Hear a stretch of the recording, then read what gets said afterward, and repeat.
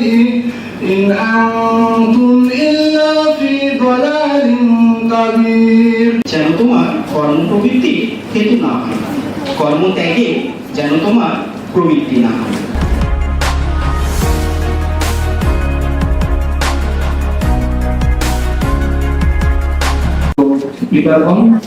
এবং electronic press media এবং উপস্থিত এই প্রোগ্রামের স্টেক হোল্ডার এবং বর্তমানে the youth the young mind student, ধন্যবাদ। কিন্তু হিউম্যানে কিন্তু জিনিসটা ছড়িয়ে গেল এবং এট দ্য সেম টাইম এইটা কিন্তু এমনি ছড়ায় যে দেয়ার আর লট অফ ইনফ্লুয়েন্সার্স, এর মধ্যে একটা ইম্পর্টেন্ট কি ইনফ্লুয়েন্সার হলো কিন্তু এনভায়রনমেন্ট। তো এই যে আমরা কিন্তু এখন বর্তমানে হেলথটাকে চিন্তা করতে হচ্ছে আমাকে একটা ইন্টিগ্রেটেড সিস্টেম হিসেবে।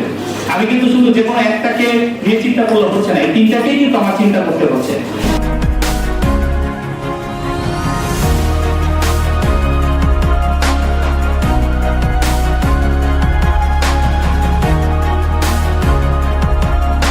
This is a 4C practice. এই কোলাবোরেশন, কমিউনিকেশন, ক্যাপাসিটি বিল্ডিং এর যে কম্পোনেন্টস গুলো আছে আমি দেখেছি আপনাদের প্রোগ্রামে, সবগুলো কম্পোনেন্টকে সুন্দরভাবে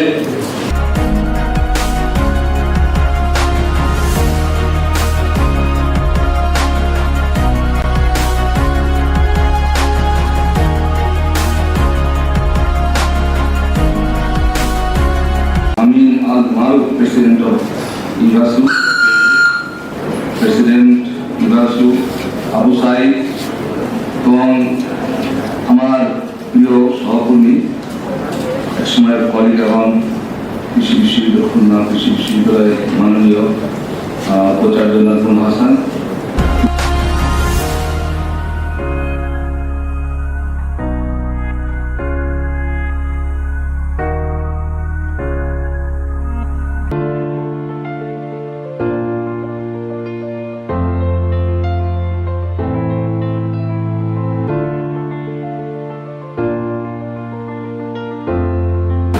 উনি যে জায়গায় গেছেন সেই জায়গায় আপনারা যাবেন, এই স্বপ্ন আমাদের। নেক্সট ডে এই হাউস থেকে সামওয়ান কেউ এই জায়গাটায় যাবেন, ঠিক আছে? সেই মেসেজটা দেওয়ার জন্য আমরা আসছি।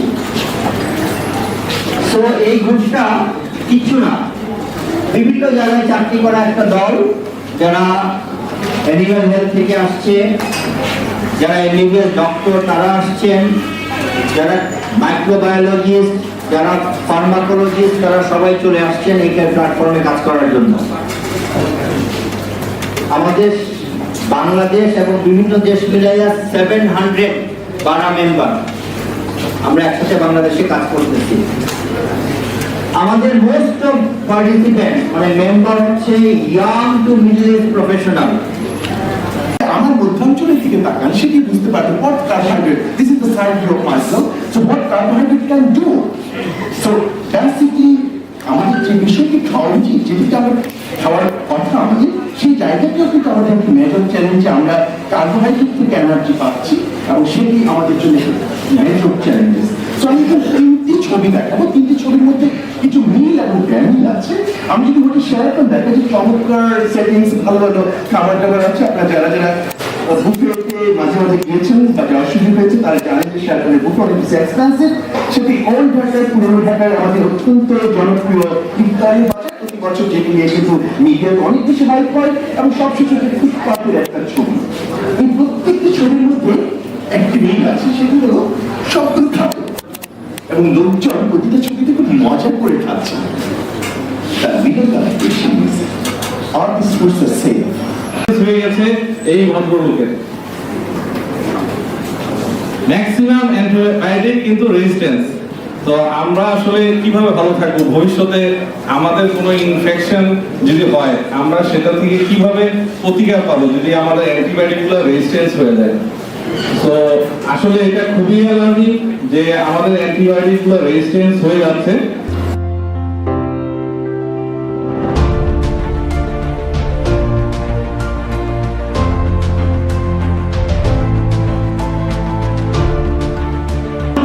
আসলে এই এমআরএর পরে যে ওয়ান হেলথ আসছে, তো ওয়ান হেলথ কনসেপ্টটা আসলে এটা আসলে আমাদের কোন নির্দিষ্ট একটা সেক্টরের চ্যালেঞ্জ না, এটা আসলে মাল্টি সেক্টরাল প্রবলেম বা ইস্যু।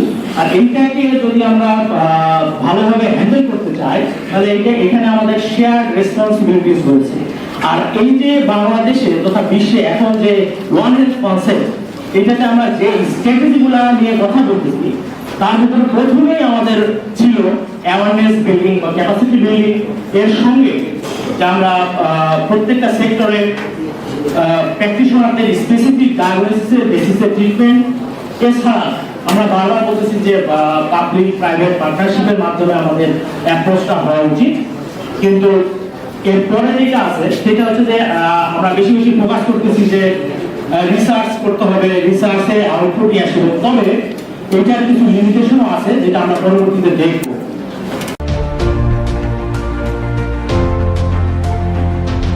স্বাস্থ্যের জন্য মাল্টি সেক্টরাল সহযোগিতা একটা মৌলিক বিষয় আমাদের। সিম্পটোমেটিক, বাট সেটা কিন্তু ডিজিজ ট্রান্সমিট করে এবং অনলি আমরা 30% কেস কিন্তু ডেঙ্গুর ক্ষেত্রে সিম্পটোমেটিক, যেটা আমরা আইডেন্টিফিকেশন করতে পারি।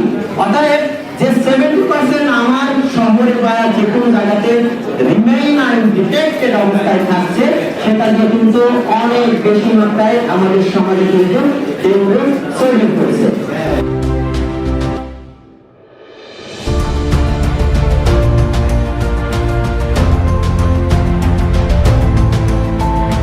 আমরা কোশ্চেনটা আস্ক করবো তার কাছে। কারো কি কোনো কোশ্চেন আছে কিনা?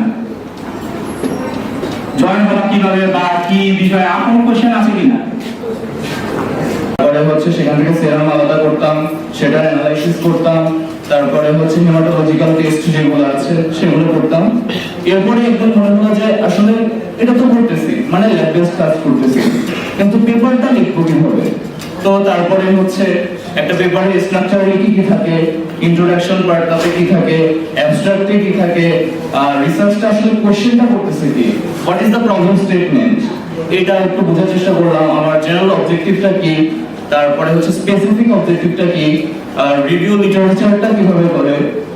তো এটা করতে করতে বা করতে করতে ধীরে ধীরে শিখছি। আমি এখনো শিখছি, আমি নিজেকে রিসার্চার বলে মোটেও দাবি করতে চাই না,